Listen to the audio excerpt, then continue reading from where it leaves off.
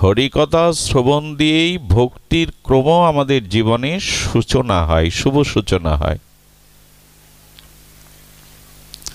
এই জন্য হরিকথা প্রেম ভক্তি প্রাপ্তির, ভগবৎ প্রাপ্তির সূচনা, সোপান, প্রথম সোপান।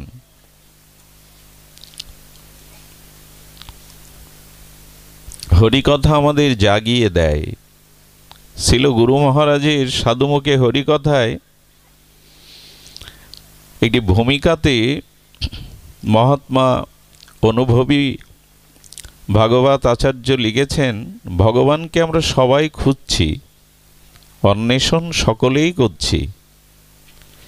কেউ বা নির্জল উপবাস থেকে, কেউ ফল আহার করে, কেউ দুগ্ধ আহার করে, কেউ পূজা থেকে পরিক্রমায়, কেউ তীর্থ থেকে তীর্থান্তরে, কেউ ব্রত থেকে মহাব্রতে, সকলেই এই অন্বেষণ করে হরিকেই খুঁজছেন, কৃষ্ণকেই অন্বেষণ করছেন, ভগবানকেই অন্বেষণ করছেন।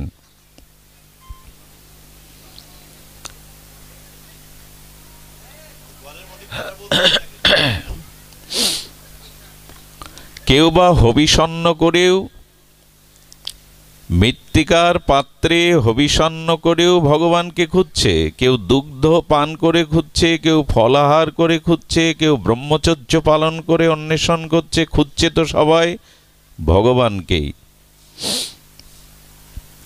দেখুন, বহু মুনি বহুবিধ দিগদর্শনের দ্বারা, মার্গদর্শনের দ্বারা, সাধন উপায়ের দ্বারাও তারা ভগবানকে জানবার, উপলব্ধি করার চেষ্টা করছেন। তো পূজা থেকে পরিক্রমায়, তীর্থ থেকে তীর্থান্তরে, ব্রত থেকে ব্রতান্তরে, এমনি করে খুঁজতে খুঁজতে হরি অন্বেষণকারী, কৃষ্ণ অন্বেষণকারীর সামনে এক সৌম্য মূর্তি এসে দাঁড়ালো।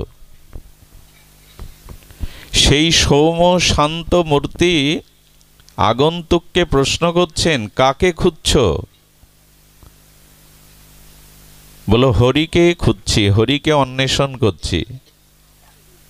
আপনি আমায় বলুন, হরি কোথায়?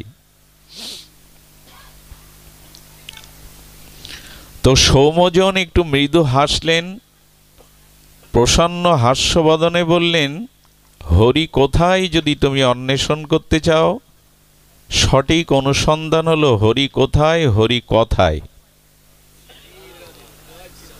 উনি বলছেন হরি কথায়। তো যদি হরিকে অন্বেষণ করতে চাও তো হরি কথায় হরিকে পাবে, অন্য কোনো উপায়ে হরি মিলবে না। হরি কথাতেই হরিকে মিলবে। যেখানে সাধুমুখে হরি কথা, মহৎ অনুভববেদ্য মুখনির্গলিত ভগবানের দিব্য নাম রূপ লীলা কথা, সেই হরি কথার মধ্যে, সাধুমুখে হরি কথার মধ্যেই হরিকে মিলবে। অন্বেষণকারী এই সৌম্য শান্ত সমাহিত মহান ব্যক্তিত্বের মুখে কথা শুনে তিনি শান্ত হলেন। এবং এই কথা দেবশ্রীপাদ নারদ প্রাচীন বহি রাজাকেও বলেছিলেন, রাজা, আপনি ধর্মের নামে এতগুলো পশু হত্যা করে রক্তে রঞ্জিত করেছেন মাটি, এর পরিণাম ভালো নয়। প্রাণী হত্যা করে ভগবান সন্তুষ্ট হয় না। তো প্রাচীন বহি রাজার এই পরিণামের ভবিষ্যৎকে দেখিয়েছিলেন দেবশ্রীপাদ নারদ। তুমি যাকে আঘাত করছো, তুমি যার প্রাণ বধ করছো ধর্মের নামে, দেবীর সামনে একদিন তারাই তোমার প্রাণ নেবে। এই ভবিষ্যৎকে দেখানোর পর প্রাচীন বহির দেবশ্রীপাদের নারদে চরণে পড়ে গিয়েছিলেন, আমার উপায় বলুন, আমি কি করে ভগবৎ প্রেম লাভ করে নিজের চিত্তকে শুদ্ধ বিমল করতে পারবো, আপনি উপায় বলুন। তখনই দেবশ্রীপাদ এই শব্দটি উল্লেখ করেছিলেন, যত্র ভগবতা রাজান সাধব বিশদাশয়া ভগবদ গুণানুকতন শ্রবণ ব্যাঘ্র চেতস। আপনি যান, ভাগবত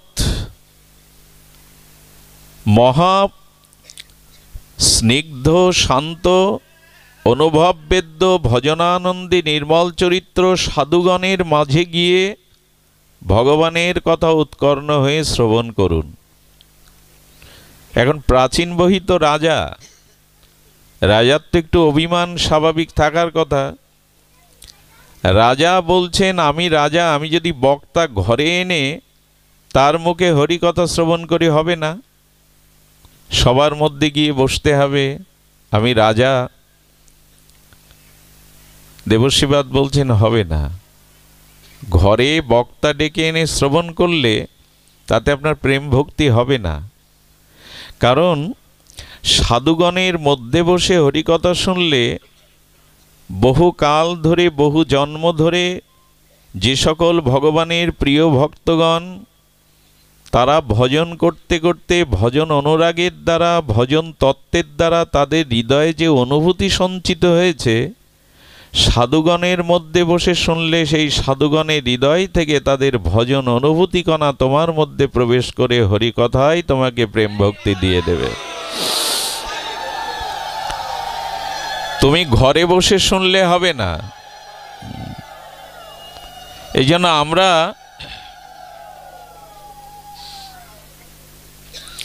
আমরা যেন সাধু সঙ্গে মিলিত হয়ে সাধু সমাগমে হরিকথা শ্রবণ কীর্তন করার আমাদের অভিপ্রায় জাগে। কারণ যে হরিকথা শ্রবণের অনুভূতি সকলের সমান নয়। আচ্ছা দেখুন, ভাগবত বলেছে শ্রীণান্তু সকথা কৃষ্ণ পূর্ণ শ্রবণ কীর্তন হৃদয়স্থ অভদ্রাণি বিধুনতি সুহৃদ শতম। হরিকথা কর্ণমূলে প্রবেশ করলেই আর আমার চিত্ত বিশুদ্ধ হবে। দেখুন, এই ভাগবত যে ফলশ্রুতি শ্রবণাঙ্গ ভক্তির করেছেন, মাঝে মাঝে আমরা সংশয় পড়ে যাই। হরিকথা শ্রবণের দ্বারা চিত্তশুদ্ধি হয় এবং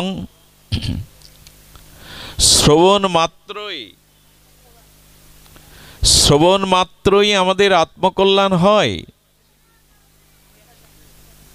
হরি কথার দ্বারা হরি আমাদের হৃদয়ে অবরুদ্ধ হয়ে যান। সদ্য হৃদয় অবরুদ্ধতি।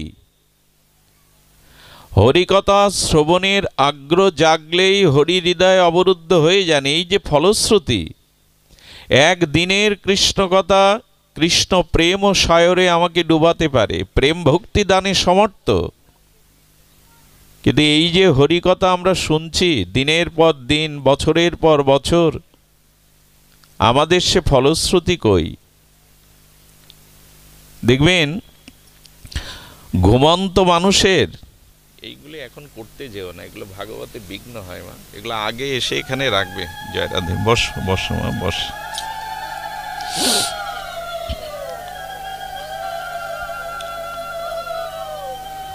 তো শাস্ত্র বলছেন কোনো ঘুমন্ত মানুষকে, দেখবেন একটু লক্ষ্য করবেন, কিছু মানুষের নিদ্রা আছে, ঘুম আছে, যা অল্প একটু আওয়াজ হলেই, কোনো শব্দ হলেই ভেঙে যায়। ধ্যান দিন, এমন কিছু মানুষের নিদ্রা এত গাঢ়, সুগভীর নিদ্রা, যে সহজে ঘুম ভাঙে না। অন্য উপায় এবং বহুবিধ উপায় করেই তবে তার ঘুম ভাঙাতে হয়। আমরা তো রামায়ণে দেখেছি কুম্ভকর্ণের ঘুম ভাঙানোর জন্য বাজি বাজনা মাইকও লাগানো হলো। কারো ঘুম অল্প শব্দ হলেই ভেঙে যায়, কারো ঘুম এত সুগভীর সহজে ঘুম ভাঙে না। আর কিছু লোকের ঘুম আছে, ঘুম ভাঙে বটে, ডাকলে উঠেই আবার ঘুমিয়ে পড়ে। হরিকথা আমরা যারা শুনি, আমাদেরও এই লক্ষণ। কারো কারো একদিনের হরিকথায় আত্মচেতনা এসে যায়, ভগবত ভক্তির অতিমতি এসে যায়, একদিনেই অল্প ডাকেই ঘুম ভেঙে যায়। আমার মতো কিছু অভাগা জীব আছে যারা বহুদিন ধরে হরিকথা শুনছে, কিন্তু ওই যে বহু ডাকাডাকিতেও ঘুম ভাঙে না তাদের। বহুকালের অলসতার গভীর নিদ্রা ভাঙতে চায় না। এতদিন হরিকথা শুনলাম, কিন্তু আবার কিছু মানুষ আছে জাগে, হঠাৎ করেই হরিকথা শুনে সংস্কার হয়, দীক্ষা নেই, মালা তিলক নেয়, প্রসাদ ভোজন করতে শুরু করে। কিন্তু কিছু লোকের অভ্যাস আছে ঘুম থেকে উঠে আবার ঘুমিয়ে পড়ে। জাগলো কিন্তু জেগে থাকতে অলসতায় ঘুমিয়ে পড়ে। আচ্ছা, হরিকথার যদি এত দিব্য মহিমা হয়, হরিকথা শুনলে যদি হরি হৃদয়কে অভদ্র জন্ম জন্মান্তরের পাপ মলিনতা সেগুলো নির্মল করে দেয়, তো আমার হচ্ছে না কেন? এক সাধুকেই জিজ্ঞাসা করা হয়েছিল মহাত্মাকে। তিনি বললেন, দেখো, কাপড়ের ধুলা ময়লা লেগে গেলে আর গঙ্গার জলে, রাধাকুণ্ডের জলে বা পুষ্করণীর জলে ধুয়ে দাও, ধুলোগুলো ধুয়ে যাবে। কিন্তু যে কাপড়ে অনেক দিন ধরে তৈল বা ঘৃত মাখানো, ওটা ঠান্ডা জলে চোবাতে গেলে আরো বেশি জড়িয়ে যাবে। আমার হৃদয় হলো অনন্ত জন্মের পাপ অপরাধের তেল ঘি মাখানো।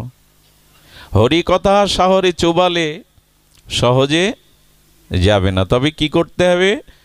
হরিকথা শুনতে থাকো, বিরতি দিও না। হরিকথা ক্রমোন্নতিতে শুনতে থাকো, ধীরে ধীরে ধীরে ধীরে তোমার ঘুম ভাঙবে। অনাদিকালের অবিদ্যা, অনাদিকালের তোমার চিত্তে পাপ দূষিত অভদ্র যেটি, সেটি ভগবানই ধুয়ে মুছে দেবেন। হরিকথা শ্রবণ করতে থাকো। শ্রোতব্য, কীর্তিতব্য, স্মতব্য ইচ্ছায়ত অভয়ম। মৃত্যু ভয়ও থাকবে না, শ্রবণ করো। হরিকথা সাধুমুখে শ্রদ্ধালু হয়ে শ্রবণ করো। আচ্ছা, শোনা এবং শ্রবণ করা কি এক? একটু ধ্যান দিন। শোনা, হরিকথা শোনা, শ্রবণ করা কি এক?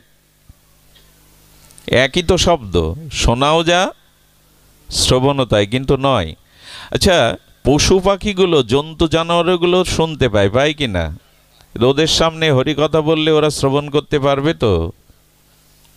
শ্রবণ আর শোনা এক নয়। যেমন আপনি দেখছেন, অন্য জন্তু জানোয়ারেরও চোখ আছে, ওদের দেখা আপনার দেখা এক কি?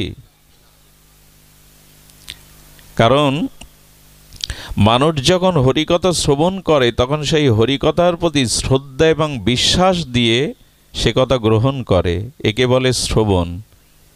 যে শ্রবণের মাধ্যমে শ্রদ্ধা এবং বিশ্বাস অটুটভাবে যুক্ত হয়, তাকে বলে শ্রবণ। কারণ পশু পাখিরাও শোনে, ওদেরটা শ্রবণ নয়।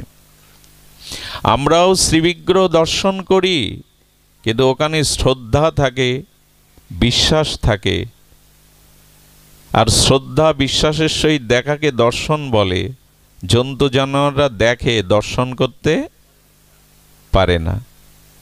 এই জন্য হরিকথা শুনতে হবে শ্রদ্ধা এবং বিশ্বাস সংযুক্ত করে। ওই যে বললাম, এটা কাহিনী নয়। কথ সুখম স্থপয়তি, যা শ্রবণ করলে আমার চিত্তমন অনির্বচনীয় আর পরম আনন্দময় চমৎকারিত সুখে আমার চিত্ত সুখের দ্বারা ভাসমান হবে।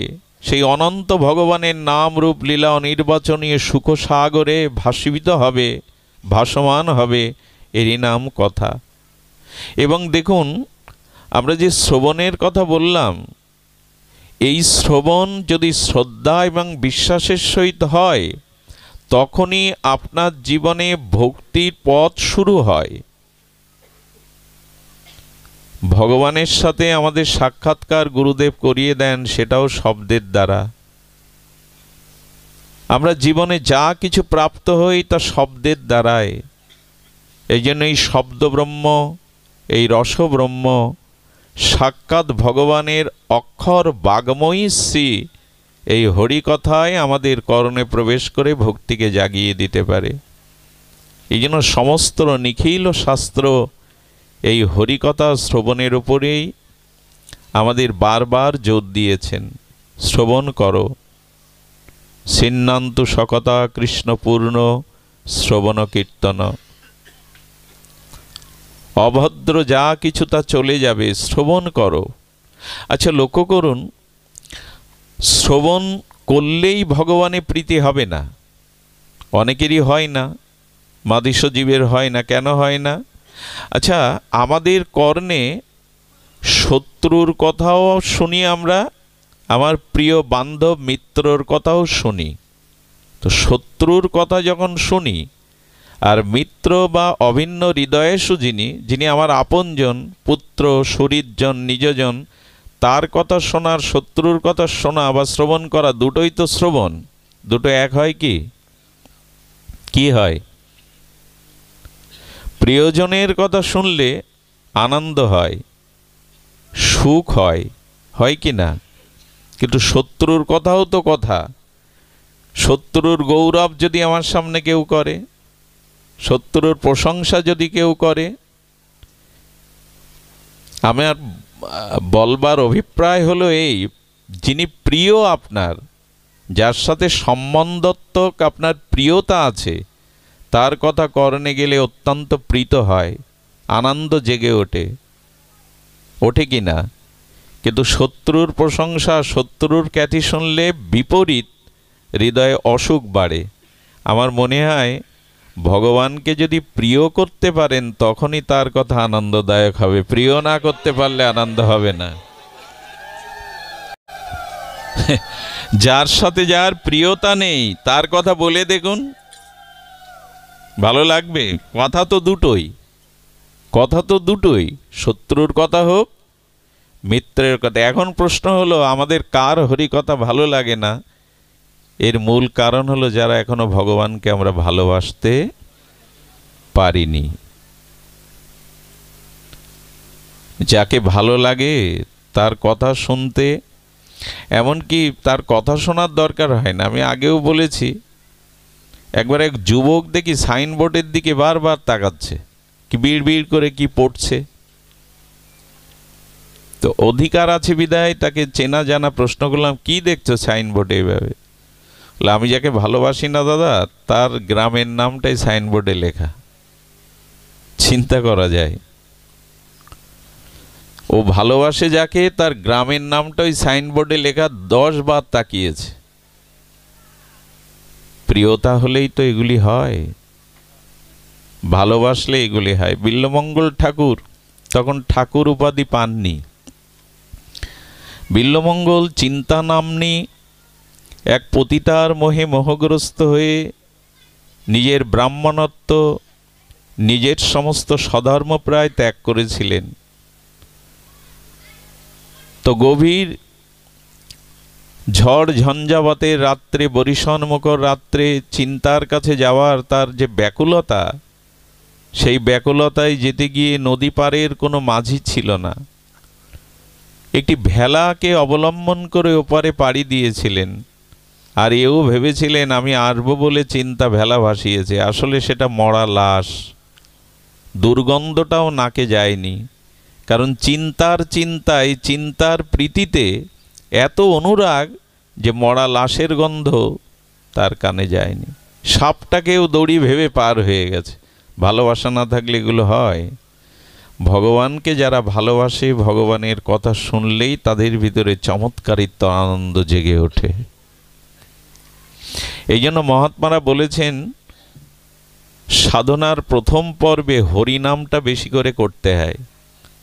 শ্রী হরিনামটা নিলে চিত্ত শুদ্ধ হয়, আর চিত্ত শুদ্ধ হলেই ভগবানের প্রতি প্রিয়তা যখনই আসে তখন তার কথাতে আমাদের প্রীতি হয়।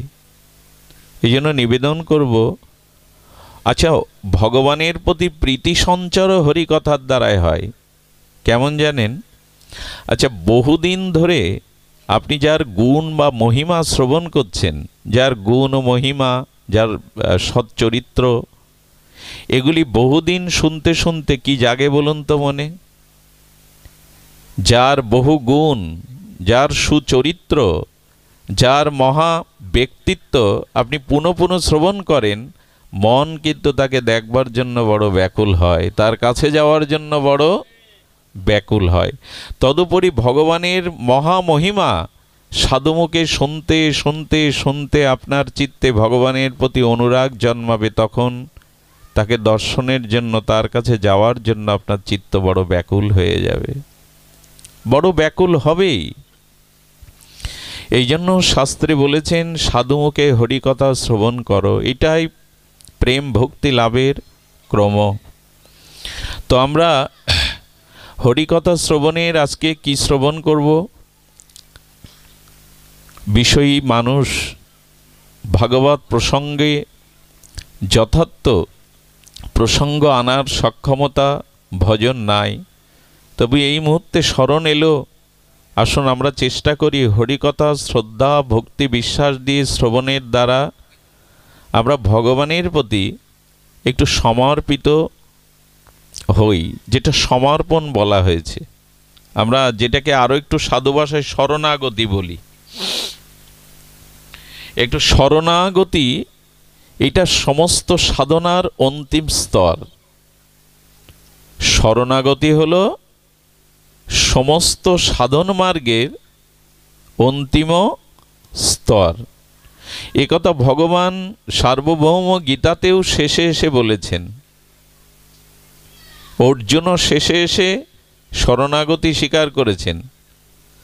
প্রথমে বলছেন শিষ্যস্তেমাং সাদিমাং প্রপন্নম, আমি আপনার শিষ্য, আমার কর্তব্য কর্ম সম্পর্কে ভগবান আপনি নির্ণয় করুন। গোবিন্দ বলছেন যুদ্ধ করো, অর্জুন বলছেন আমি আত্মীয় বধ করে এদের রক্তে রঞ্জিত হয়ে রাজ ক্ষমতা চাই না।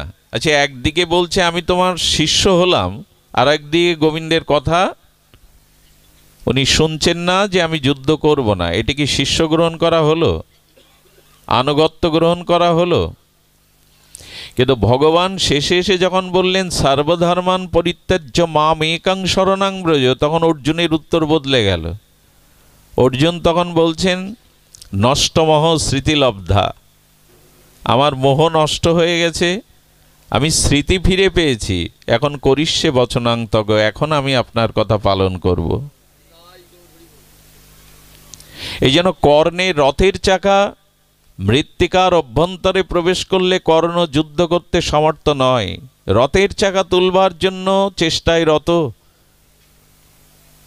অর্জুনকে বলছেন অর্জুন, কোনো যোদ্ধাকে বিনা অস্ত্রে বিনা শস্ত্রে তাকে বধ করা উচিত নয়, আমি রথের চাকাটা উত্তোলন করেই তোমার সাথে যুদ্ধে রত হব। অর্জুনও বুঝলেন নিরস্ত্র কর্ণের উপরে কোনো যোদ্ধার বা কোনো যুদ্ধের নীতি নয় যেটাকে বাণ বরিশন করা। শ্রীকৃষ্ণ হুঙ্কার দিয়ে উঠলেন, এই মুহূর্তে পার্থ ওকে বধ করো। কর্ণের দিকে তাকিয়ে কৃষ্ণ বলছেন, যেদিন দ্রৌপদীর বস্ত্রহরণ হয় সেদিন তোমার ধর্মজ্ঞান কোথায় ছিল কর্ণ? যেদিন ওদের যতুগৃহে পুড়িয়ে মারার ব্যবস্থা হয় সেদিন তোমার এই ধর্মজ্ঞান কোথায় ছিল? যেদিন চক্রব্যূহকে অভিমন্যুকে মারা হয়, নিরস্ত্র অভিমন্যুকে, সেদিন তোমার এই নীতি ধর্মজ্ঞান কোথায় ছিল? যার ধর্ম নীতি আদর্শ যে পালন করে না, তার ধর্মের দোহাই দেওয়ার কোনো অধিকার নেই। অর্জুন এই মুহূর্তে বধ করো, আততায়ীকে বধ করলে পাপ নেই। অর্জুন সেটা শুনলেন। আমাদের জীবনে সমর্পণ বলতে তখনই মুখে বলবো আমি গোবিন্দ দাস, মুখে বলবো আমি শ্রীগুরুর দাস, অথচ গুরুর বাক্য ভগবানের বাক্য আমার জীবনে প্রতিফলন হচ্ছে না, তার মানে আমার ভেতরে আত্মসমর্পণ এখনো সমর্পিত ভাব।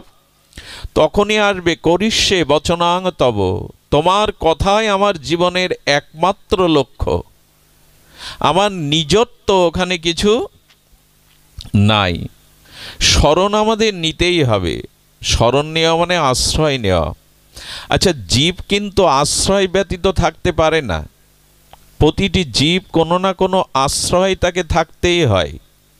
ধ্যান দিন, কামুক ব্যক্তি কামের আশ্রয় নিয়েই আছে, ওই ছাড়তে পারে না সেটি। লোভী ব্যক্তি টাকা বা ধনের আশ্রয় নিয়েই জীবন কাটালো, ওটা সে ছাড়তে পারবে না। সম্মানী ব্যক্তি তো সম্মান চেয়ে যায় সারা জীবন, আশ্রয় তো নিয়েই আছে। প্রত্যেকের কোনো না কোনো একটি আশ্রয় নিয়েই সে বেঁচে থাকে, কোনো আশ্রয়ের অবলম্বন করেই সে বেঁচে থাকে। শাস্ত্রে বারবার বললেন অন্য কোনো আশ্রয় নিলেই তোমার জীবনের পরিপূর্ণতা আসবে না, তুমি ভগবানের চরণকে আশ্রয় করো, শ্রীগুরু চরণকে আশ্রয় করো।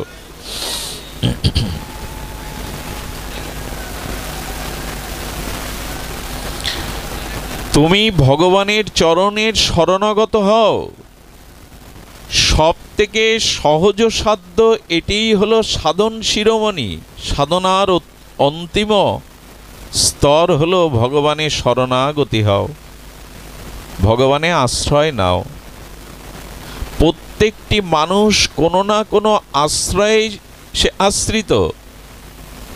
গীতা শাস্ত্র, ভগবত শাস্ত্র বারবার এই কথাই বলেছেন, তুমি ভগবানের আশ্রয় নিয়েই ভজন করো। দেখুন, আশ্রয় বলতে আমরা বহুবার একথা শুনেছি, একটু নির্ভর করুন। আমাদের ভয় আছে, মৃত্যু ভয়, এই সংসার স্খলনের ভয়, পতনের ভয়, কিন্তু ভগবান বললেন যে আমার আশ্রয় নাও।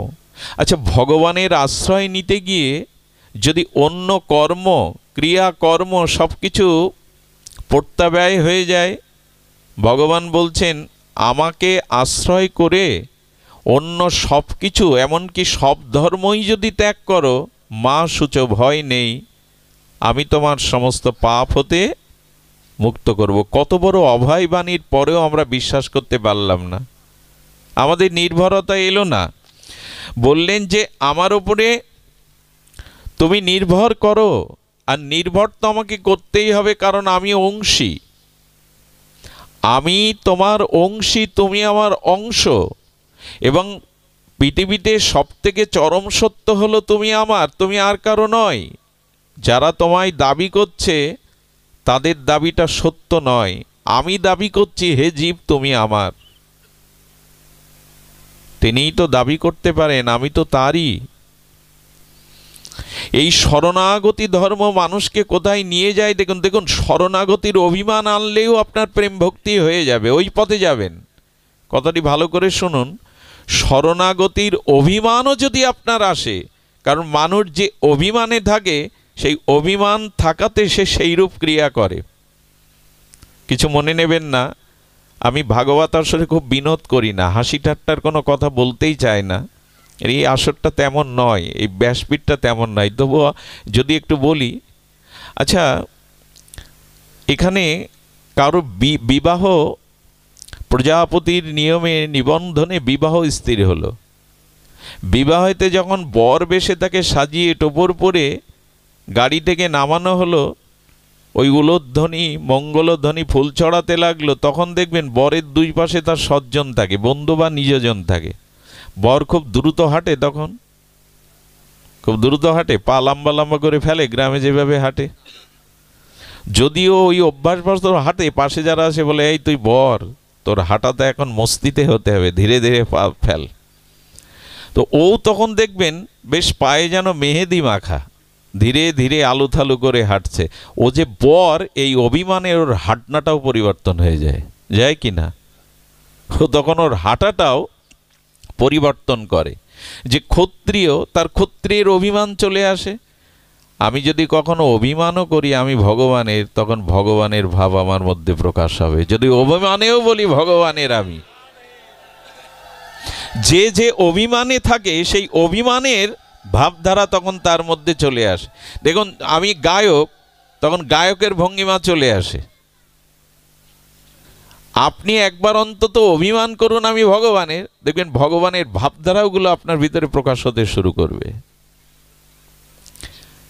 ভিখারিও যদি যাত্রা মঞ্চে রাজার রোল বা পার্ট পড়ে, তখন সে ভিখারির মতো হাঁটাচলা করে না, কথা বলে না।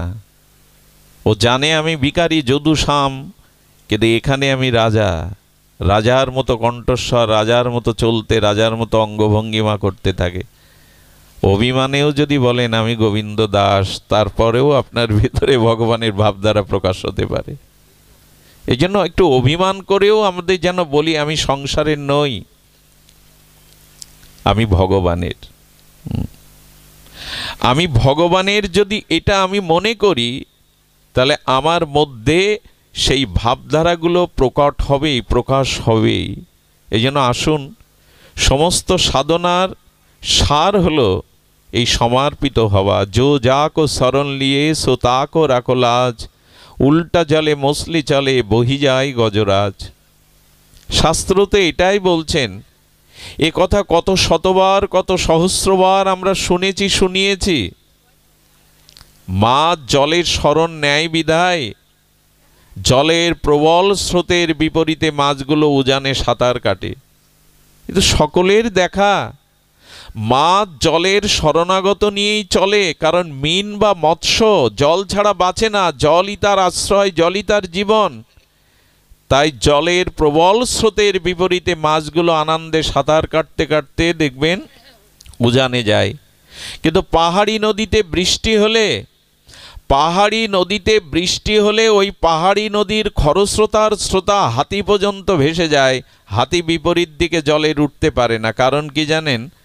মাছের শরণ হলো জলের, আর হাতির শরণ হলো ওই পারের জঙ্গলে যাওয়ার। জলের শরণ হাতি নেয় না।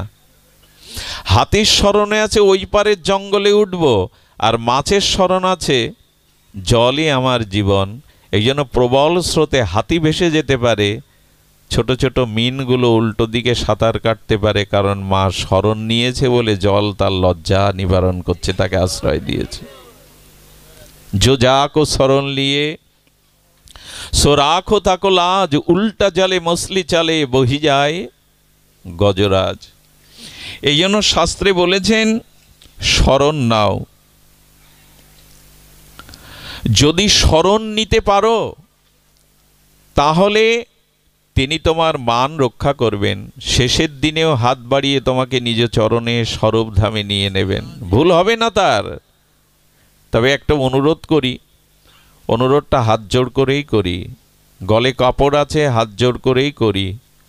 জগতে ভগবান শ্রী গুরুদেবের মহতের বৈষ্ণবের শরণ নিন, শরণাগতি নিন, কিন্তু সংসারের অর্থ বলুন, সম্পদ বলুন, একে যদি প্রবলভাবে এর আশ্রয় নেন তা আপনাকে ব্যথা পেতে হবে।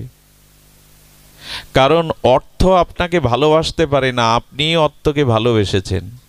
আপনি অর্থকে আশ্রয় দিয়েছেন, কিন্তু অর্থ আপনাকে আশ্রয় দিতে পারে? অর্থ তো চলে যায়, এত কষ্ট করা অর্থ চলে যায় রোগ শোকে, শত্রুর হাতে।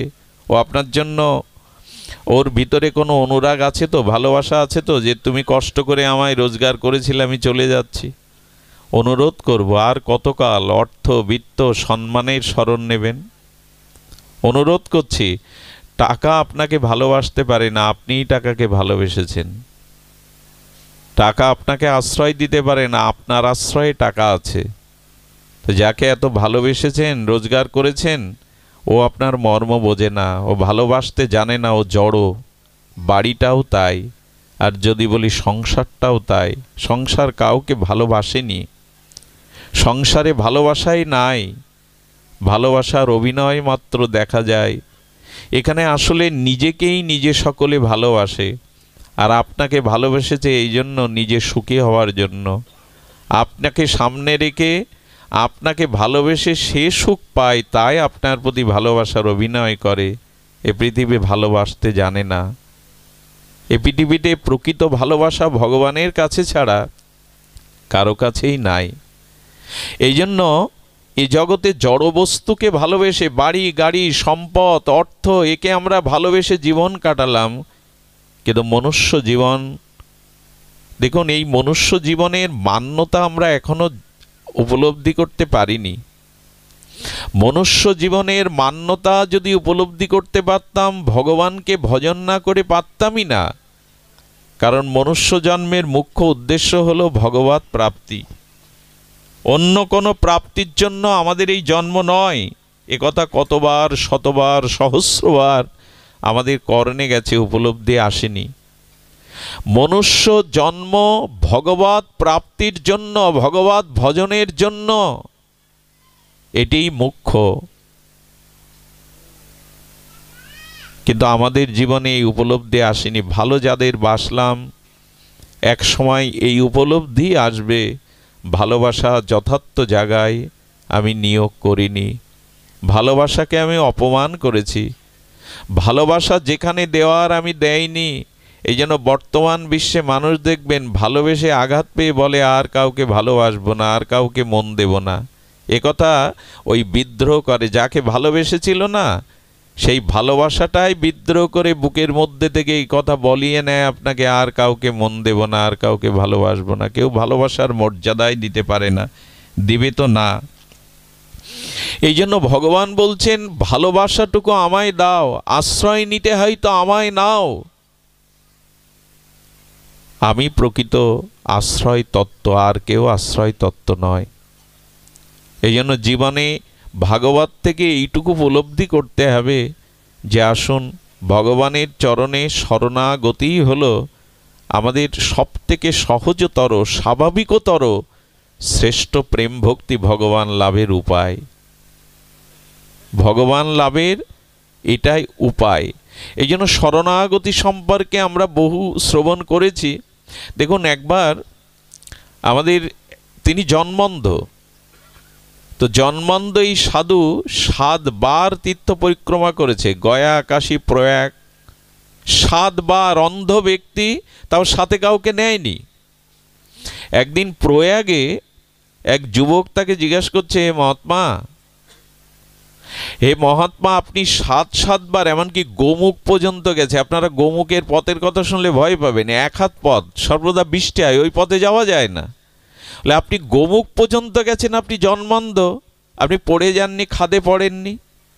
কয়েকবার প্রশ্ন করার পরে যুবককে এই অন্ধ সাধু জিজ্ঞাসা করছেন, আশেপাশে কোনো খানাখন্দ আছে দেখো তো, পাহাড়ি পথ। বলছে আছে। বলে ওইখানে আমায় নিয়ে চলো হাত ধরে। হাত ধরে নিয়ে যাওয়ার পরে বলছেন, এক কাজ করো, ঠেলে ফেলে দাও তুমি আমায় খাদের মধ্যে। হাত জোর করে বলছে, সাধু বাবা তা কি হয়? বলে আমার ঝোলাতে যা কিছু সারা জীবনের সঞ্চয় আছে তোমাকে দিয়ে দেবো, দিয়ে দাও। আমার যা তপস্যা আছে তার দ্বারা আমি তোমাকে স্বর্গেও পাঠাতে পারি, তাও দিয়ে দেবো, আমাকে ঠেলে ফেলে দাও। বলে সর্বস্ব দিলেও আমি আপনাকে খাদে ঠেলে দিতে পারি না। বলেন বেটা, উত্তর তো ওঠায়, 5 মিনিট আমার সাথে থেকেছো, আমাকে একটুখানি ভালোবেসেছো, এই জন্য সর্বস্ব দিলেও তুমি আমাকে খাদে ফেলবে না। তো এতটুকু ভালোবাসায় যদি তোমার এই বোধ আসে, যাকে জীবন দিয়ে প্রেম অনুরাগ দিয়ে ভালোবেসেছি সে আমাকে কি ফেলে দেয়? সে আমাকে কোনোদিন ফেলে দেবে না, সে আমায় ফেলতে পারে না। এই জন্য তাকে ভালোবেসে দেখুন, পতনের ভয় নাই। ভগবানকে আশ্রয় করলে আপনার পড়ার ভয় নেই, পতনের কোনো ভয় এখানে নাই। আমাদের রাজস্থানের বহুদিন আগের কথা, একটু সত্য ঘটনা। রাজস্থানের এক যুবরাজ, আমেরিকাতেই তার লেখাপড়া, তার কর্মজীবন। উনি বিবাহ করে ফিরছিলেন, যুবরাজ। তখন তো এরকম আগ্নেয়াস্ত্র তৈরি হয়নি, তলোয়ার থাকতো। তো যখন আটলান্টিক মহাসাগরে জাহাজে আসছেন, হঠাৎ করে নাবিক ঘোষণা দিলেন জাহাজটা ডুবে যেতে পারে, সতর্ক হন, যার যে জীবনের দায়িত্ব নিন, আমরা অসহায়। তো যখন সকলেই কান্নাকাটি করছে, যখন সকলেই জীবন বাঁচানোর জন্য ওই মুমূর্ষু অবস্থায় সবাই বিচলিত, তখন এই রাজস্থানের যুবরাজ ধ্যানে মগ্ন। তার নবপরিণীতা বিবাহিতা স্ত্রী বলছেন, কি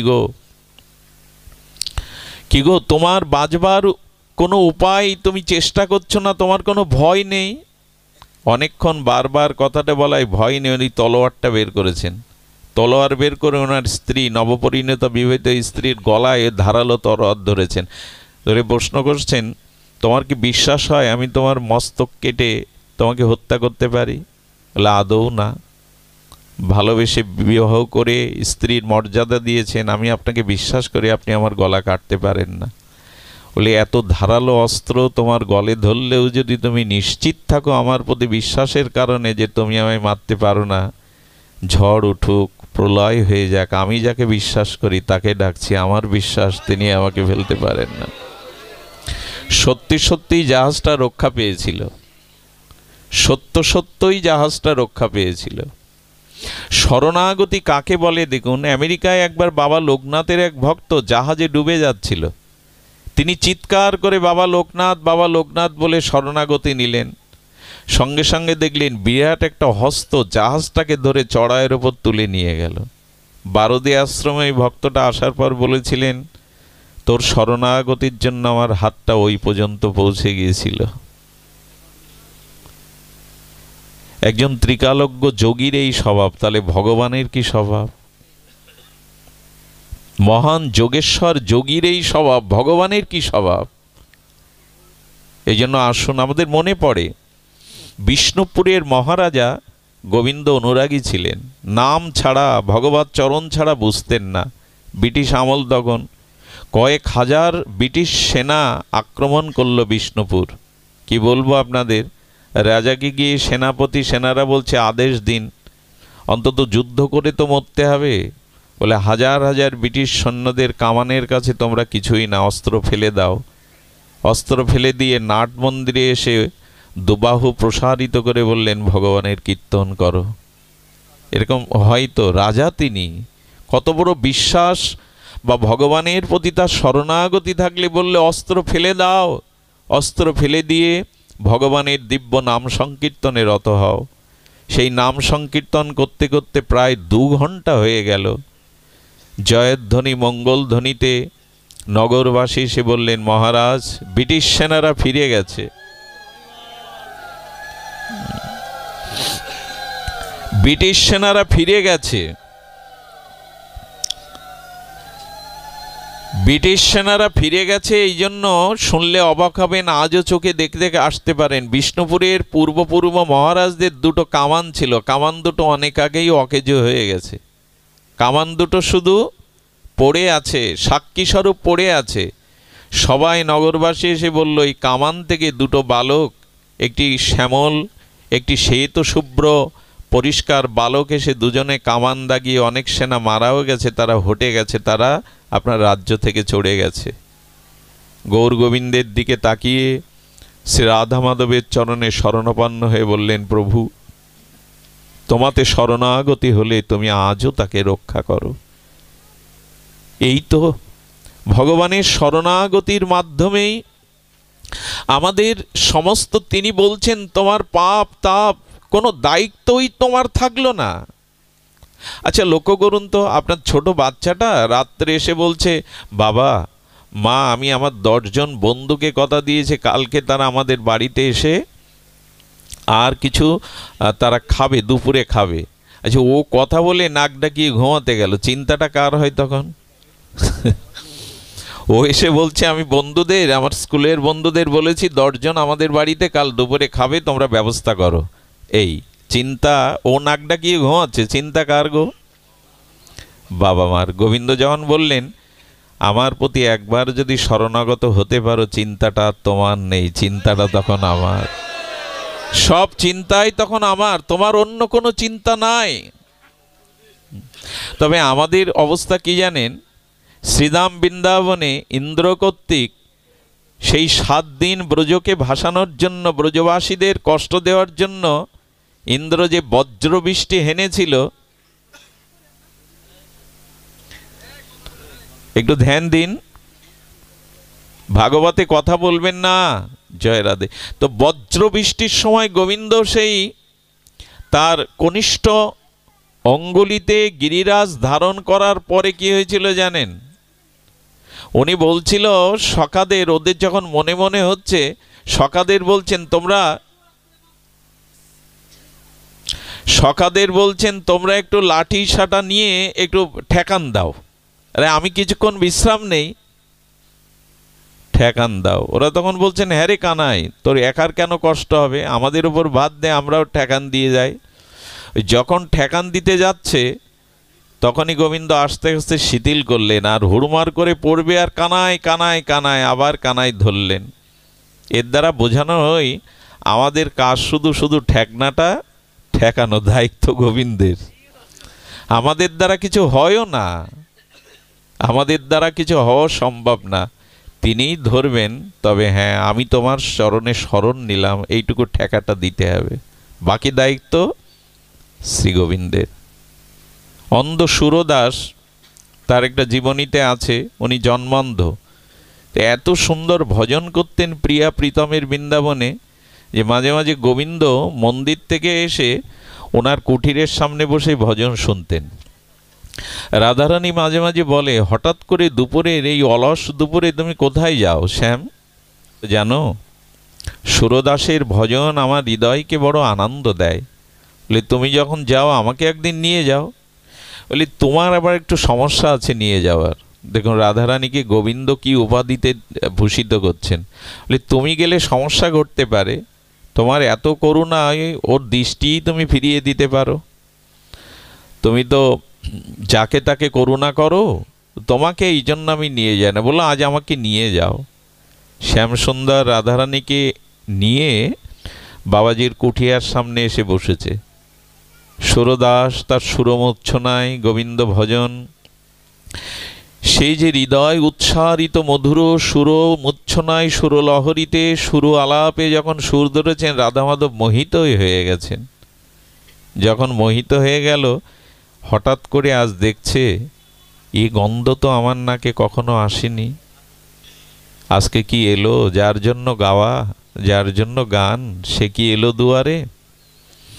হঠাৎ করে তখন ওর মনে হয়েছে যে না, হঠাৎ করে মনে হয়েছে যে না, হয়তো প্রিয়া প্রীতম আসতে পারে। হঠাৎ করে সঙ্গীত গাইতে গাইতে বাইরে বেরিয়ে পড়েছে। যেই বাইরে বেরিয়ে পড়েছে লাঠি নিয়ে, বুঝতে পেরেছে লাঠি নিয়ে বাইরে বেরিয়েছে। বেরোনোর সাথে শ্যাম শ্যামা প্রিয়া প্রীতম ওর পেছনে পেছনে চলেছে। হঠাৎ করে ইচ্ছা করেই সুরদাস জানতো সামনে একটা বড় ও লাঠি দিয়ে চলতো, তো সে একটা খাদ আছে, সেই খাদ গর্তের মধ্যে ইচ্ছা করেই পড়ে গেছে, দেখি প্রিয়া প্রীতম এলো কিনা। যেই পড়ে গেছে গোবিন্দ বলছে চলো। গোবিন্দ বলছে চলো। বলে, চলবো মানে? আরে তোমার ভক্ত পড়ে গেছে, তুমি চলতে বলছো? আরে ওকে যেভাবে হোক তোলো। বলে, এই জন্য তো তোমায় আনতে চাইনি, যাকে তাকে দেখলে তোমার করুণা উদলে ওঠে। আরে সুরদাসকে ব্রজে সকই চেনে, ওকে কেউ না কেউ তুলবে, আমরা তুলতে গেলে ধরা পড়ে যাব। রাধারানী বলে, তুমি গেলে যাও, আমি বাবাকে এখানে ফেলে রেখে যেতে পারবো না। এই হলো রাধা ঠাকুরানী। কি করলো জানেন? গোবিন্দ তখন বলছে, তো তুমি উপায় করো। রাধারানী নিজের 19-এর আঁচলটা দিয়ে দিলেন। বাবাজি এটা ধরো, বাবাজি এটা ধরো বললে ওই 19 বস্ত্রখানা নেওয়ার সাথে সাথে গন্ধে বুঝতে পেরেছেন এটা ঠাকুরানীর। এমন দিব্য গন্ধ হতে পারে না, প্রসাদী গন্ধ। জড়িয়ে ধরেছে। শ্যামসুন্দর টানছে আর রাধারানী শ্যামের হাত ধরে টানছে। শরণাগতি ভক্তের জন্য এও ভগবান করে। যখন ওপরে উঠল না, তখন বিবেককে বলছে, বিচারকে বলছে, নে আজকে ইচ্ছা করে এই চরণ যখন যুগল এসেছে, চরণটা জড়িয়ে ধর। এই সুযোগ হয়তো পাবি না। যেই টান দিয়ে ওপরে উঠেছে, ইচ্ছা করেই উনি চরণটা জড়িয়ে ধরেছে। যেই চরণটা জড়িয়ে ধরেছে, সঙ্গে সঙ্গে বলছেন, ছেড়ে দাও, ছাড়বো না। বলো তুমি প্রিয়া প্রীতম এসেছ, একবার অন্তত তোমাদের দেখতে চাই। বলে, দেখো বাবা, তুমি এক কাজ করো, আমাদের ছেড়ে দাও। বলেন, ছেড়ে দিতে পারি, একবার একটু তোমাদের মাধুর্য যুগল মূর্তি দর্শন করতে চায়। রাধারানী, গোবিন্দ ইশারা করছে, রাধারানী কোমল হস্ত চোখে বুলিয়ে দিলেন। যেই যুগল মাধুর্য মূর্তি দর্শন করলেন, প্রেমে মূর্ছিত হয়ে পড়লেন। মূর্ছিত হওয়ার পরে যখন চেতনা ফিরল, রাধারানীকে কি বললেন জানেন? হে ঠাকুরানী, হে প্রীতি প্রতিমা, হে করুণাময়ী, তুমি আমাকে আবার অন্ধ করে দাও। আরে দৃষ্টি ফিরে পেয়েছো, আমাদের দেখেছো, আবার অন্ধ হতে চাইছো কেন? কেন চাইছো জানো?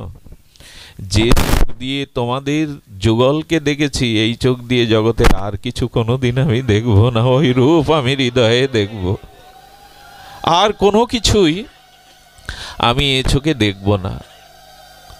তো শরণাগত ভক্তের জন্য ভগবান এও করেন, সর্বদা এরূপ করেন। এই জন্য আমি বলবো যে আমাদের অন্য কোনো সামর্থ্য নাই। ভজন সাধন করে গোবিন্দকে পাবো, এ সামর্থ্য আমাদের নাই। কত যুগ যুগান্তর যোগী ঋষি মুনিগণ তপস্যা করে যোগ অবলম্বন করে তাকে পায় না, আমরা কি করে পাব? ভগবান এই জন্য এই কলিযুগে বিশেষত বলেছে শরণাগতির কথা। আমাকে শরণ নাও, আমার চরণে আশ্রয় নাও।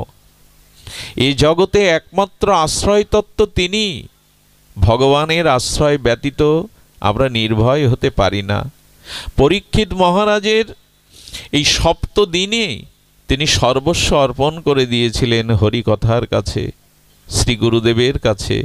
এই জন্য তিনি গোবিন্দ দুর্লভ চরণ পেয়ে গেলেন। শরণাগতি ধর্ম আমাদের সর্বোচ্চ সর্বত্র সাধনের স্তরের অবধি শেষ সীমা। এখানেই আসতে হবে। আর শরণ কাকে নেব? শরণ কাকে নেব? গুরু মহারাজ বলেছিলেন গোবিন্দকে রাধারানীকে কেন স্মরণ করতে হবে জানেন? আমি আগেও বলেছি, শুনিয়েছি আপনাদের। এই তল্লাটের যদি একজন স্বনামধন্য ব্যক্তি থাকে, হাজার হাজার ভূ সম্পত্তির মালিক, মান সম্মান, এই সমাজে অনেক উচ্চ কক্ষায় তিনি, পেছনে হয়তো 10-20 জন লোক তার সর্বদা সাথেই থাকেন, পেছনেই চলেন। কেউ বা ছত্র ধরেন, কেউ বা তার চলার পথ মসৃণ করেন। এই ব্যক্তিটা যদি পক্ষাঘাতগ্রস্ত হয়ে আর কোনো ঘটনার কারণে পড়িত হয়ে থাকে, মলমূত্র বিছানায় ত্যাগ করতে থাকে, তখন দেখবেন ওই স্বনামধারী ওই লোকটার এত উপাধি, এত ব্যক্তিত্ব, কিন্তু ধীরে ধীরে ধীরে ধীরে সজ্জনগণ আর তার খোঁজ নিতে আসবে না। পুত্র পরিজনও বিশেষ প্রয়োজন ছাড়া তার কাছে আসবে না।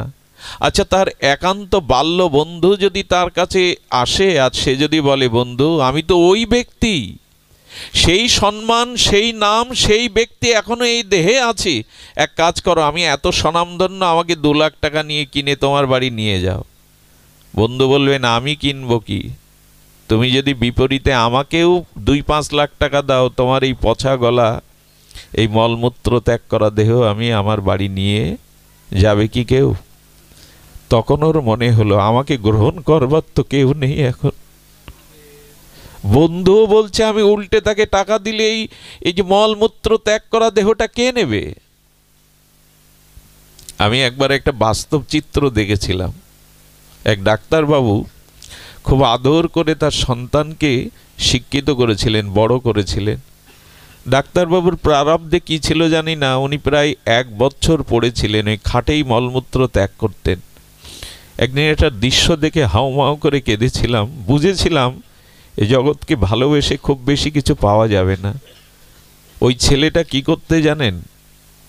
ওই ছেলেটা ওই যে ময়লা মলমূত্র দুর্গন্ধ পিতার কাছে যেত না, একটা মোটর সেট করেছিল। সেই মোটরের বড় পাইপ দিয়ে 10 হাত দূর থেকে ওই জলের ফোয়ারা দিয়ে পরিষ্কার করতো। ওই চোখে মুখে যখন লাগতো চিৎকার করতো এইভাবে জল না দিতে, তো ওইভাবেই দিত। সেদিন বুঝেছিলাম স্নেহ, মমতা, ভালোবাসার মূল্য এই সংসারে কেউ দেয় না। আচ্ছা, তখন যদি বলে আমার বন্ধু আমাকে নেবে না, আমার পরিজন আমাকে নেবে না, আমি পড়ে রয়েছি মলমূত্রগ্রস্ত, গোবিন্দ তখন হৃদয় থেকে কি বলবে জানেন? তোকে আমি একমাত্র আছি, এখনো নিতে পারি।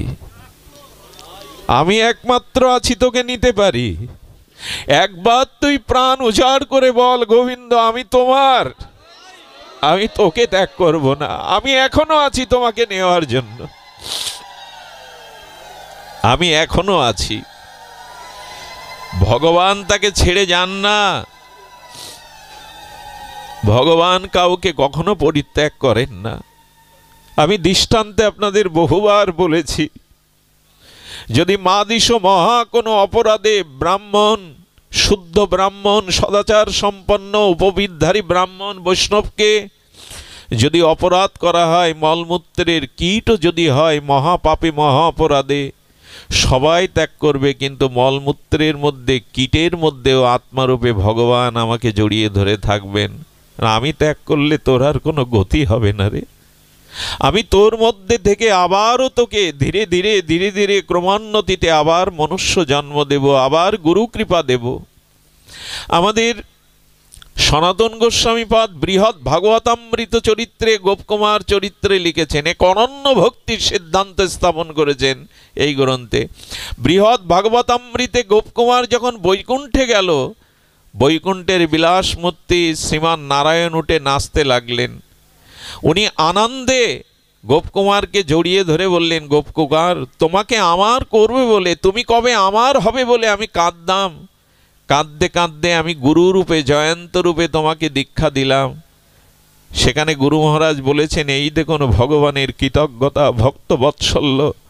ভগবান বললেন, পৃথিবীর একজন মানুষও, একজন জীবও যতদিন আমার কাছে ফিরে না আসবে আমার ধামে, সেই জীবের জন্য আমি অপেক্ষা করতে থাকবো, কাঁদতে থাকবো।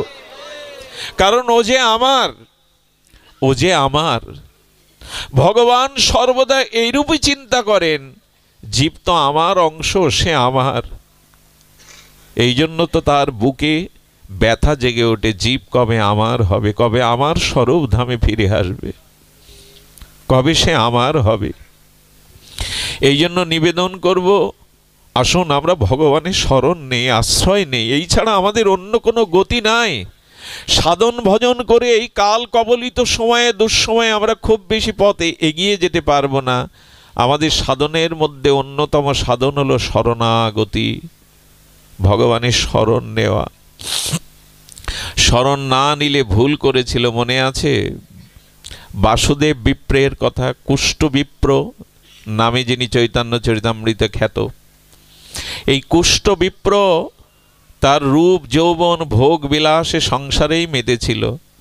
কিন্তু তার আপন ভ্রাতা, সেই আপন ভ্রাতা ছিলেন আমার গৌরের চরণ আশ্রিত, গৌরগত প্রাণ। ভাই বলেছিল, দাদা এসো দুই ভাই মিলে গৌর চরণ শরণ নেই, গৌর চরণে নিজেদের সমর্পণ করি, গৌর ভজন করি। আসতে চাইনি জানেন, বলে এই সংসার ছেড়ে আর স্ত্রী পুত্র এদের মমতা ভালোবাসা ছেড়ে আমি অন্য কোথাও যেতে চাই না। কিন্তু ঘটনা যেটা ঘটল, সুঘটনাই বলবো, দুর্ঘটনা নয়।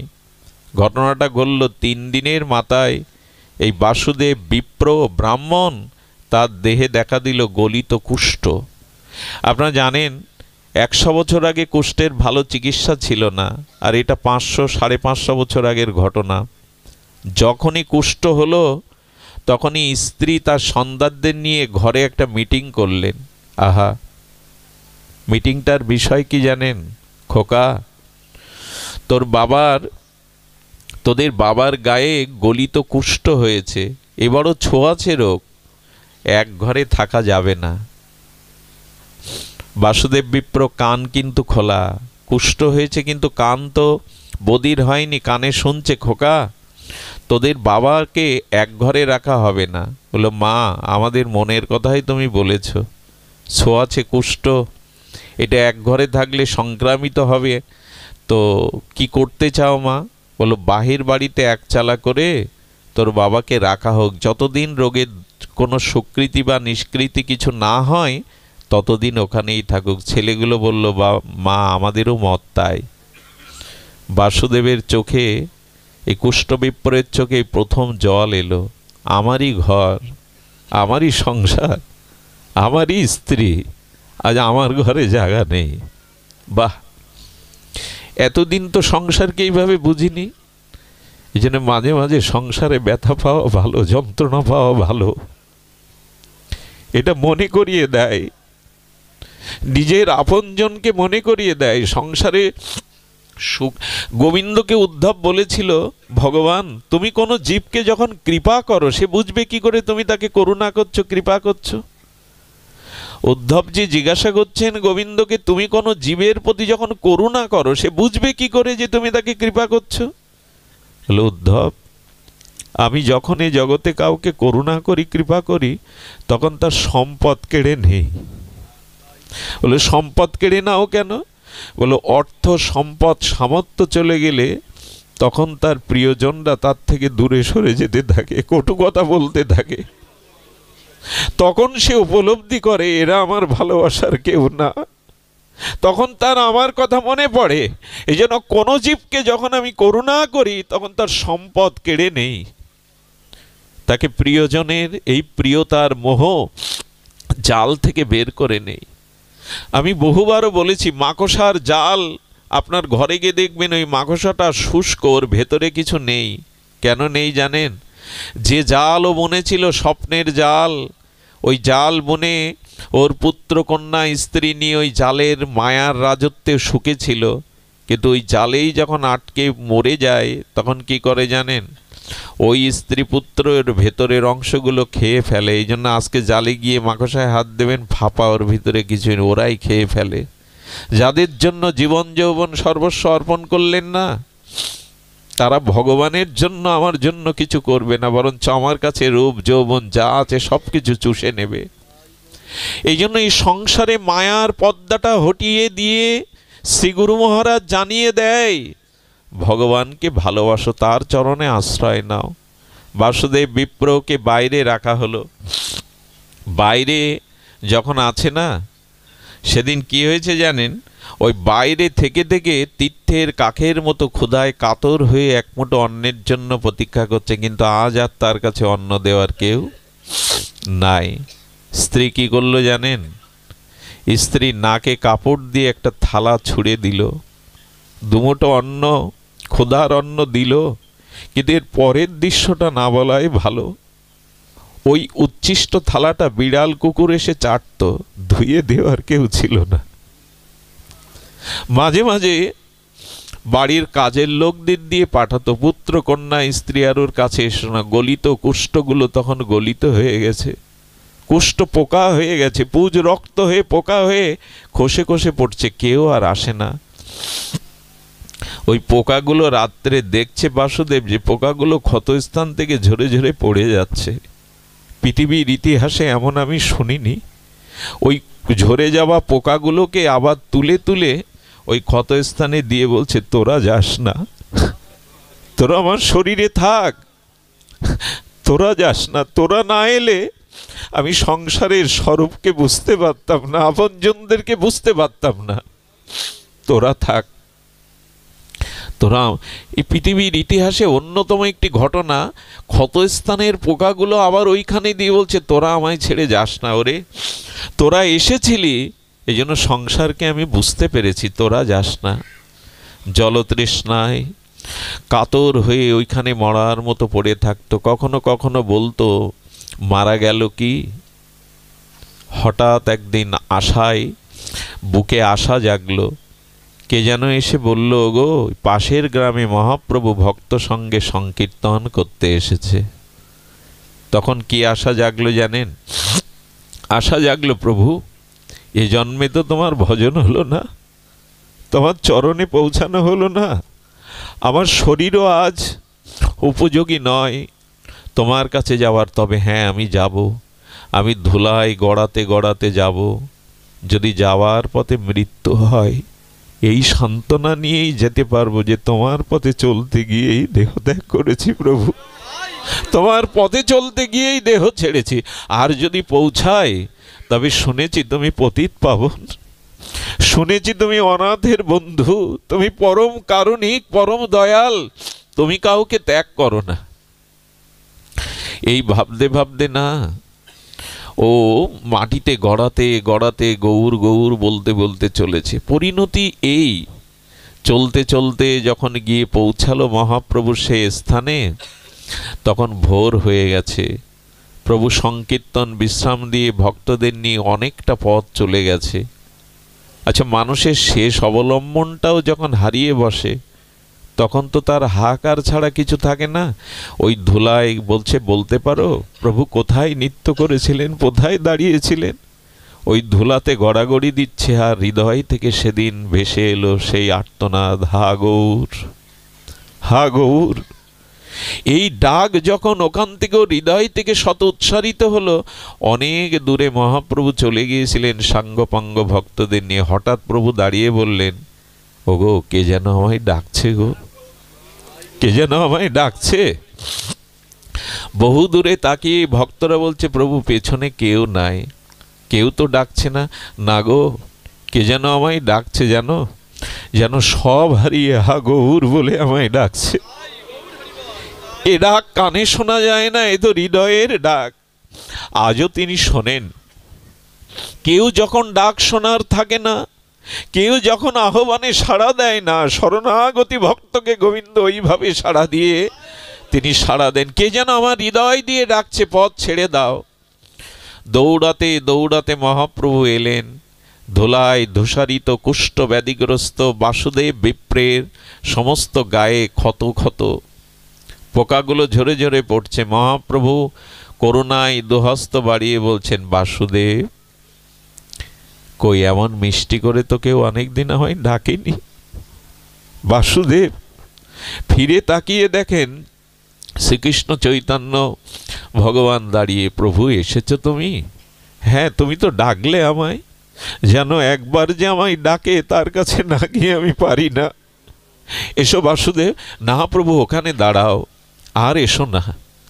এই পচা গলা কুষ্ঠ ব্যাধি পুজ রক্তময় এই অপবিত্র শরীরের বাতাস লাগলে তোমার তপ্ত কাঞ্চন প্রেমময় তনু কলঙ্কিত হবে। আর এসো না প্রভু। মহাপ্রভুর যে উত্তরটা ছিল তা বড় হৃদয় গ্রাহী।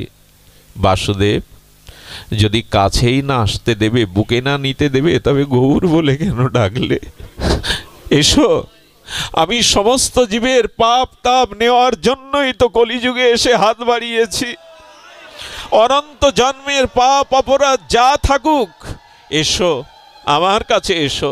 মহাপ্রভু গিয়েই বাসুদেবকে গাঢ় প্রেম আলিঙ্গন দিলেন। গাঢ় প্রেম আলিঙ্গন দিলেন বাসুদেবকে। আর মহাপ্রভুর সেই পরশ স্পর্শে, পরশমণির স্পর্শে বাসুদেবের সেই মুহূর্তে সমস্ত কুষ্ঠ ব্যাধি দুর্বিত হয়ে আর সুটম পূর্ণ যৌবনময় তপ্ত কাঞ্চন অঙ্গন পেয়ে গেল। গৌর চরণে সেই যে সমর্পিত হলো, আর কি গৃহে ফিরে যাওয়া হয়নি গো, আর গৃহে ফিরে যাওয়া হয়নি। এই জন্য আপনাদের একান্ত নিবেদন করব, আসুন, অনাথের নাথ তিনি। যদি কেউ না থাকে সংসারে, কেউ আশ্রয় না থাকে, শ্রী ভগবান আছেন, আমি তার, তিনি আমার। এই মন্ত্রই সার।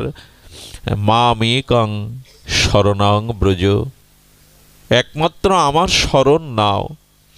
আজও শ্রীধাম বৃন্দাবনে গহীন অরণ্যের মধ্যে কিভাবে লুকিয়ে আছে সাধুরা, তাদের একমাত্র শরণাগতি তার। দেখুন, এই দেহ, এই রূপ যৌবন।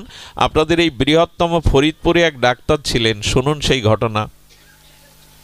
এই ডাক্তারবাবু, তিনি মেডিকেলে পাশ করার পরে তার প্রফেসর তাকে ডাকলেন। আপনারা জানেন, ডাক্তারি শিখতে গেলে না অনেক ধৈর্যের পরিচয় দিতে হয়। আপনারা জানেন শবচ্ছেদ ঘর আছে।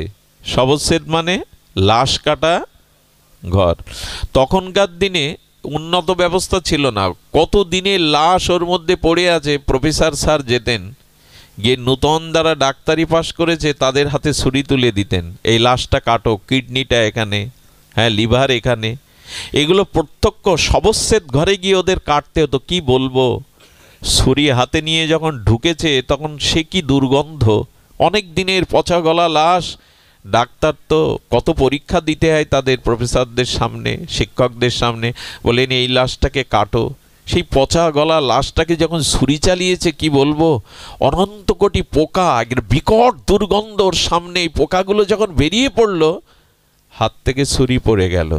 কি গো, মনে মনে তখন আর এক পরীক্ষা দিচ্ছেন উনি, এই নাকি শরীর, এই অনন্ত কোটি পোকা, এটাই শরীরের পরিণাম। তবে যখন আমি জানতে পেরেছি, আর দেরি নয়। আমি যখন জানতে পেরেছি, আর দেরি নয়। উনি কি করলেন জানেন? বাড়ি এসে ডাক্তারি ছেড়ে দিয়ে চলে গেলেন শ্রীধাম বৃন্দাবনে। সিদ্ধ মনোহর দাস বাবাজির চরণ আশ্রয় করলেন। অনেক উপরে উঠেছিলেন মানুষটা, অনেক উপরে। গুরুদেবকে বলেছিলেন, প্রভু শরীরের পরিণামকে আমি বুঝেছি, শরীরের আমাদের এরকম হয় না। আমরা মাঝে মাঝে এগুলো দেখি বটে, কিন্তু আমাদের চেতনা ফিরে আসে না। উনি পেরেছিলেন। আর একদিনের ঘটনা শুনেছিলাম, আমাদের প্রাতঃস্মরণীয় পরম বন্দনীয় চরণ আমাদের বড় পণ্ডিতজির মুখে, তার নামটা নিতেও আমি অযোগ্য মনে করি, যেন বড় পণ্ডিত বলে ডাকি। উনি বলেছিলেন একজন ঘোর কামুক ব্যক্তি বিবাহ করেছিলেন সুন্দরী রমণীকে, এই বাংলাদেশেরই ঘটনা।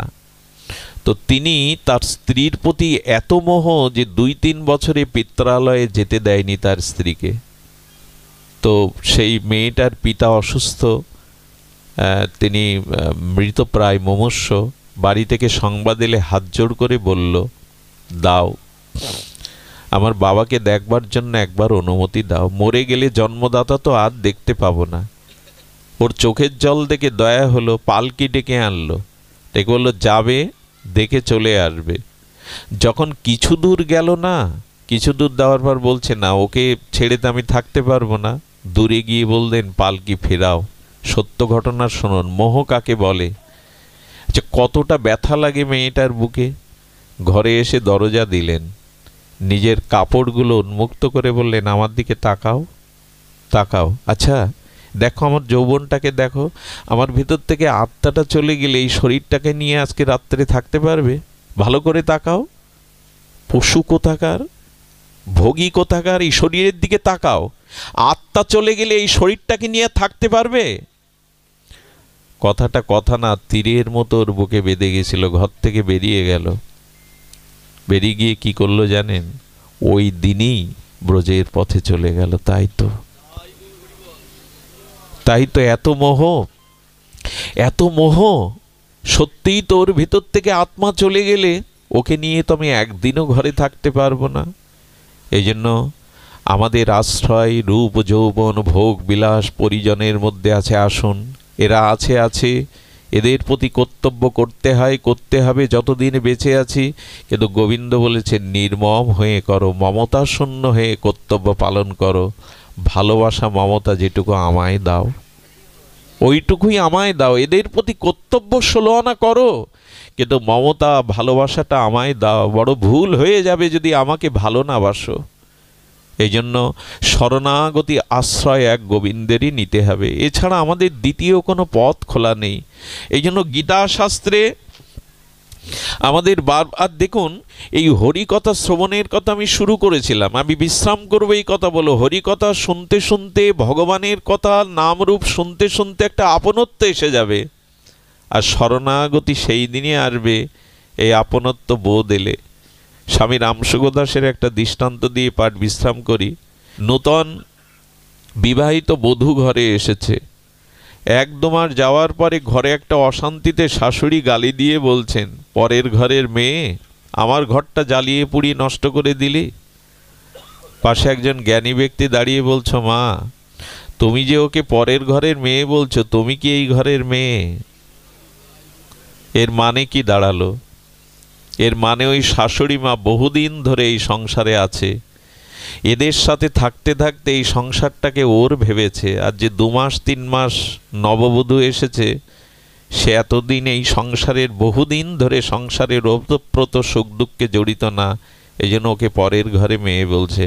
আসুন বারবার সাধুর চরণে যাই, বারবার হরিকথা আশ্রয় করি, বারবার ভগবানের কাছে যাই। ভগবানকে ভালোবাসতে বাসতে তখনই এমনি ভগবান আমার মনে হবে। ওই যেমন শাশুড়ি বলে, আমার সংসারে এসে পরের ঘরের মেয়ে নষ্ট করে দিলি।